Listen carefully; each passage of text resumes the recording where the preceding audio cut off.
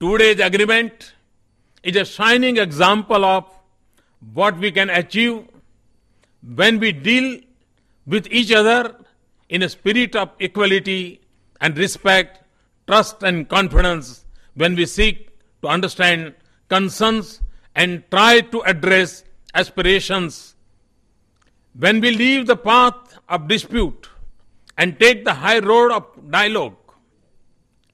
It is a lesson and an inspiration in our troubled world. पूर्वोत्तर का विकास प्रधानमंत्री नरेंद्र मोदी के लिए शुरू से ही प्राथमिकता का विषय रहा है। इसी का नतीजा है कि नागालैंड की 6 दशक पुरानी समस्या का समाधान निकालते हुए मोदी सरकार ने नागालैंड के NSCN-IM ग्रुप यानी national socialist council of Nagaland के साथ शांति समझौते पर हस्ताक्षर किए हैं।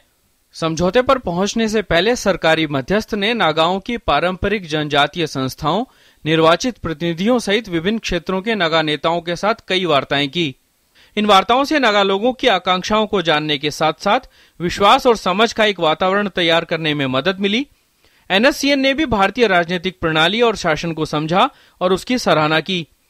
प्रधानमंत्री ने इस इलाके में शांति, सुरक्षा और आर्थिक विकास को शीर्ष प्राथमिकता दी है। पिछले साल दिसंबर में नागालैंड के हॉर्नबिल उत्सव के समय भी प्रधानमंत्री ने राज्य के विकास पर जोर दिया था। Nagaland is blessed in having a young population, well versed in the English language and in tune with what is happening around the world. This is an advantage which must be tapped. केंद्र की मोदी सरकार ने पूर्वोत्तर के विकास के लिए कई कदम उठाए हैं। पूर्वोत्तर के छात्रों के लिए ईशान उदय छात्रवृत्ति योजना शुरू की गई। इस योजना के तहत 10,000 छात्रों को छात्रवृत्ति दी जाएगी। हर वर्ष देश के अन्य हिस्सों की यात्रा के लिए पूर्वोत्तर के 2,000 छात्रों और महाविद्यालयों के 500 अध्यापकों के लिए ईशान विकास योजना शुरू की गई। पूर्वोत्तर के प्रत्येक राज्य में एक आधुनिक वस्त्र निर्माण केंद्र की स्थापना की जाएगी, जिसकी शुरुआत नागालैंड, असम और सिक्किम से होगी। पूर्वोत्तर के विकास के लिए केंद्रीय बजट में 53,000 करोड़ रुपए निर्धारित किए गए हैं। नई रेल लाइनों के निर्माण के लिए 28,000 करोड़ रुपए का बजट रखा गया है।